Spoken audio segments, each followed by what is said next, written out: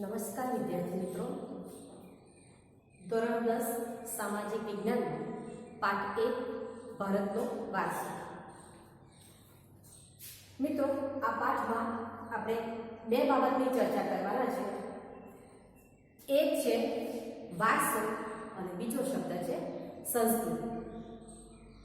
મિત્રો, તમને જણાવી દઉં, અત્યાર સુધી ધોરણ 9 સુધી આપણે સામાજિક વિજ્ઞાન ભણતા આવ્યા છે, પરંતુ એ સામાજિક વિજ્ઞાનમાં ઘણી બધી સાલવારી હોય, ઘણા બધા બનાવો હોય, ઘણા યુદ્ધો હોય, જે આપણા મગજની અંદર કેદ કરવા એ આપણા માટે બહુ અઘરું હોય. આજે આપણે ધોરણ 10ની અંદર સામાજિક વિજ્ઞાન ભણવાના છે, તો એની અંદર જે પાઠ આપણે ભણવાના છે એ પાઠ એવા પાઠ છે જેમાંથી આપણે 100માંથી 100 માર્ક્સ કવર કરી શકીએ. અને એમાં સૌથી પહેલો પાઠ ભારતનો વારસો. બોર્ડની પરીક્ષામાં એના 3 ગુણ છે. બોર્ડની પરીક્ષામાં એના 3 ગુણ છે. 2 માર્ક્સ એ લાંબા પ્રશ્નના છે અને 1 માર્ક્સ હેતુલક્ષી. તો સૌથી પહેલી ચર્ચા આપણે કરીએ કે વારસો એટલે શું. તો હું વિદ્યાર્થી મિત્રો તમને પૂછું, વારસો એટલે શું? તો તમે મને જવાબ આપશો, વારસો એટલે કે આપણને પેઢી દર પેઢી જે કંઈ પ્રાપ્ત થાય છે તે. એનો અર્થ એ કે આપણા મમ્મી પપ્પા કે આપણા દાદા દાદી તરફથી આપણને જે કંઈ મળે છે એને આપણે વારસો કહીશું. મિત્રો, એ વાત થઈ તમારા અને મારા વારસાની. આપણે વાત કરી રહ્યા છીએ ભારતના વારસા. તો ભારતના વારસાની અંદર આપણા મા બાપનો વારસો આવે નહીં. અને આપણા મા બાપના વારસાની વાત કરીએ તો એની અંદર આવે જમીન, જાગીર, મિલકત, ધન, દોલત.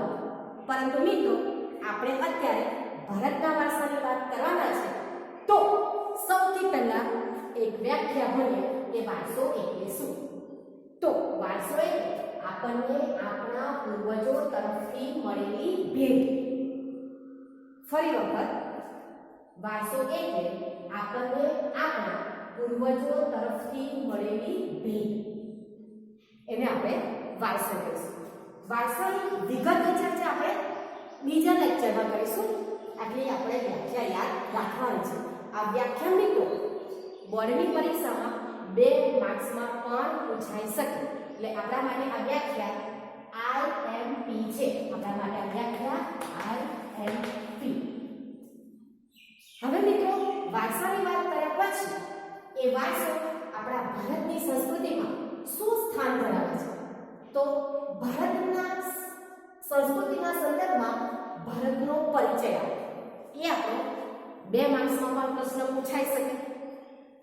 તો સૌથી પહેલા આપણે ચર્ચા કરીએ કે સંસ્કૃતિના સંદર્ભમાં ભારતની ચર્ચા.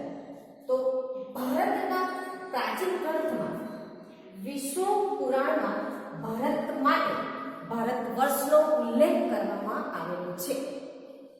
મિત્રો, ખાલી જગ્યા માટે પૂછાઈ શકે કે પ્રાચીન ગ્રંથમાં વિષ્ણુ પુરાણમાં ભારત માટે ખાલી જગ્યાનો ઉલ્લેખ કરેલો છે.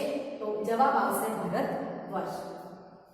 ભારતની અંદર શુભ કાર્યની શરૂઆત કરવાની હોય અથવા તો કોઈ સંકલ્પો લેવાના હોય ત્યારે ભારત વર્ષ, ભારતખંડ, જબુદ્રીક, આર્યવ્રત વગેરે નામનો ઉલ્લેખ કરવામાં આવતો હતો. ભારતની વાત કરીએ તો ભારતની ઉત્તર દિશામાં આપણને બધાને ખબર છે હિમાલયની ગિરિમાળા આવેલી છે અને બાકીની ત્રણેય બાજુએ સરસ મજાનો પાણીથી ભરેલો સમુદ્ર આપણને પ્રાપ્ત થયો છે. વિશ્વમાં વિસ્તારની દ્રષ્ટિએ ભારતનું સ્થાન 7મું અને વસ્તીની દ્રષ્ટિએ બીજું સ્થાન છે. ભારત દેશ બીજા દેશોને અને વિશ્વના દેશોને આપણી સંસ્કૃતિનો સમૃદ્ધ વારસો આપેલો છે. મિત્રો, આખો પ્રશ્ન આપણને 2 માર્ક્સમાં પૂછાઈ શકે.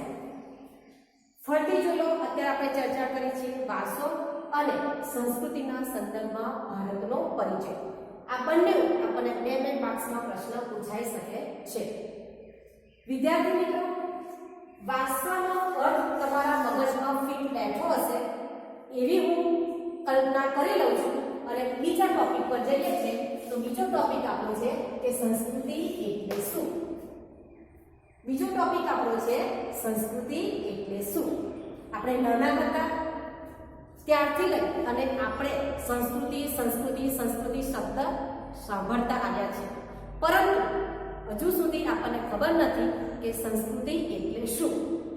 તો આજે આપણે ચર્ચા કરવાના છે કે સંસ્કૃતિ એટલે શું.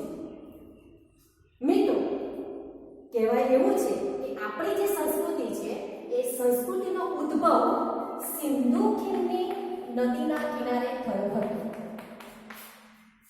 આપણી સંસ્કૃતિનો ઉદ્ભવ સિંધુ નદીની ખીણના કિનારે થયો હતો. આગળ જોઈએ તો આપણી જે સંસ્કૃતિ છે એ સંસ્કૃતિ આપણને સત, ચિત્ત અને આનંદનો અનુભવ કરાવે છે. ભારતની સંસ્કૃતિ સત, ચિત્ત પ્લસ આનંદનો અનુભવ કરાવનારી સંસ્કૃતિ છે. મિત્રો, સંસ્કૃતિની વ્યાખ્યા તો સંસ્કૃતિ એટલે જીવન જીવવાની રીત. બીજી વ્યાખ્યા માનવ મનનું ખેડાણ. ત્રીજી વ્યાખ્યા જોઈએ તો માનવ સમાજની ટેવો, મૂલ્યો, આચાર વિચાર, ધાર્મિક પરંપરાઓ, રહેણીકરણ, જીવનને ઉચ્ચતમ ધ્યેય સુધી લઈ જતા આદર્શોનો સરવાળો અને માનવીની ગુફાથી ઘર સુધીની જીવન યાત્રા. મિત્રો, આ પ્રશ્ન પણ આપણને 2 માર્ક્સમાં પૂછાઈ શકે. સમજીએ કે જીવન જીવવાની રીત. મિત્રો, આપણે આપણા ઘરની અંદર જન્મ લઈએ છીએ, એક કુટુંબમાં જન્મ લઈએ છીએ અને કુટુંબની અંદર જ આપણે જીવન કેવી રીતે જીવવું એની આપણને સમજણ આપે છે. મિત્રો, તમે જોયું હશે કે બહાર જે પ્રાણીઓ છે એમની કોઈ સંસ્કૃતિ છે નહીં, બરાબર? એટલે એ પ્રાણી એમને કોઈ જીવન જીવવાની રીત છે નહીં. માણસ એક એવું પ્રાણી છે કે એ પોતાની સંસ્કૃતિમાં જ પોતાના જીવનનું જીવન ચલાવે છે. માનવ મનનું ખેડાણ. ખેડાણ એટલે ખોદવું. મિત્રો, આ ખેડાણ શબ્દ આપણે ખેતરની અંદર જ્યારે કામ કરતા હોય ત્યારે ખેડાણ શબ્દ વપરાય, કેમ કે ખેતરને ખોદવાનું હોય. જો ખેતરને ખોદકામ કરીએ તો સારું ફળદ્રુપ પાક આપણને પ્રાપ્ત થાય. માનવ મનનું ખેડાણ. મિત્રો, પ્રાચીન કાળથી લઈ અત્યાર સુધી આપણા ભારત દેશની અંદર ઘણી બધી પ્રજાઓ આવી, ઘણા બધા ઋષિ મુનિઓ આવ્યા, ઘણા બધા વિદ્વાનો આવ્યા અને આ બધાના મનની અંદર એટલી બધી સંસ્કૃતિનો વિકાસ થયો હતો. તો એ બધી સંસ્કૃતિ જેમ જેમ જેમ જેમ સમય જતા બહાર આવી એને કહેવાય માનવ મનનું ખેડાણ. માનવ સમાજની ટેવો, મૂલ્યો, આચાર વિચાર, ધાર્મિક પરંપરા અને રહેણીકરણ એ આપણી સંસ્કૃતિ. મિત્રો, આપણે જોઈએ છીએ આપણે બધા જ એક અલગ અલગ સમાજમાંથી આવીએ છીએ. દરેક સમાજની અંદર દરેક સમાજમાં દરેક ધર્મની અંદર અલગ અલગ નિયમો હોય છે. ધર્મની વાત કરીએ તો ધર્મની અંદર બધાના ધર્મો અલગ અલગ, બરાબર? તો આ ધર્મ પ્રમાણે એમના તહેવારો પણ અલગ અલગ આવે છે. તહેવારની ઉજવણી પણ એ અલગ અલગ રીતે કરે છે. એને કહેવાય આપણી સંસ્કૃતિ. ટેવો, મૂલ્યો. દરેક વ્યક્તિની ટેવો પણ અલગ છે, મૂલ્યો પણ અલગ છે, કૌશલ્યો પણ અલગ છે. તમે જ્યારે મારી વાત કરો તો મારી ટેવ અલગ હોય, મારી બાજુમાં રહેતા માણસની ટેવ પણ અલગ હોય, એના મૂલ્યો પણ અલગ હોય, એના આચાર વિચાર પણ અલગ હોય. તમારી વાત કરો તો તમારી બાજુમાં બેઠેલો તમારો વિદ્યાર્થી મિત્ર, એની ટેવ, એના મૂલ્યો, એના આચાર વિચાર, એની રહેણીકરણી અલગ હોવા છતાં એ આપણો મિત્ર છે, બીકોઝ અથવા તો એ આપણી સંસ્કૃતિ છે. જીવનને ઉચ્ચતમ ધ્યેય સુધી લઈ જતા આદર્શોનો સરવાળો. જીવનને ઉચ્ચતમ ધ્યેય સુધી લઈ જતા આદર્શોનો સરવાળો. મિત્રો, આજે આપણે જ્યારે સ્કૂલમાં ભણવા માટે જઈએ છીએ અથવા તો ઘરે ભણીએ છીએ ત્યારે શું છે, આપણા માટે શું છે, આપણા જીવનને ઉચ્ચતમ ધ્યેય સુધી લઈ જવાનું છે અને આ ઉચ્ચતમ ધ્યેય સુધી લઈ જતા આદર્શોનો સરવાળો. મિત્રો, આપણે જ્યારે ભણીએ છીએ ત્યારે આપણું કોઈનું એવું લક્ષ્ય નથી, એવું ધ્યેય નથી કે આપણે બધા વર્ષ પછી, 2 વર્ષ પછી કે 10મા પછી હું ગુંડો બનીશ, ચોર બનીશ, લૂંટારો બનીશ. આપણું ધ્યેય એવું છે હું પાયલોટ બનીશ, કલેક્ટર બનીશ, સારામાં સારો ડોક્ટર બનીશ. તો એ ધ્યેય જતા આદર્શોનો સરવાળો એટલે આપણી સંસ્કૃતિ. માનવીની ગુફાથી ઘર સુધીની જીવન યાત્રા. પ્રશ્ન એ થાય, આ શું ગુફાથી ઘર સુધીની જીવન યાત્રા? તો મિત્રો, માનવી જ્યારે માનવીના સ્વરૂપમાં આવ્યો ત્યારે ક્યાં રહેતો હતો?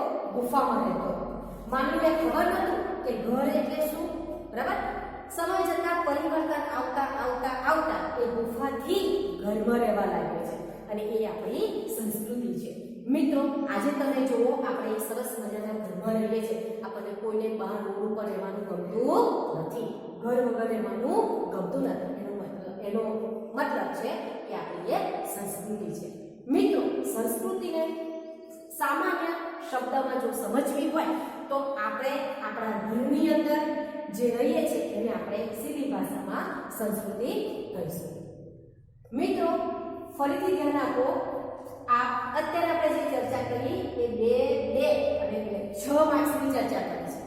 બોર્ડની અંદર આપણે 100 માંથી 58 માર્ક્સ મેળવી લીધા છે. 2 માર્ક્સ આપણે કવર કરી લીધા છે. આ જ પ્રશ્નમાંથી ખાલી જગ્યા પણ પૂછાઈ શકે, જોટા પણ પૂછાઈ શકે અને ખરા કે ખોટા પણ પૂછાઈ શકે, બરાબર? તો આશા રાખું છું કે દરેક વિદ્યાર્થી મિત્ર આ લેક્ચરને શાંતિથી સાંભળી અને એનો અમલ કર્યો હશે. તમને કોઈ પણ તકલીફ હોય તો બોર્ડ ઉપર મારું નામ લખેલું છે, સોનલ ચૌહાણ. મારો નંબર છે 8320254750. Thank you.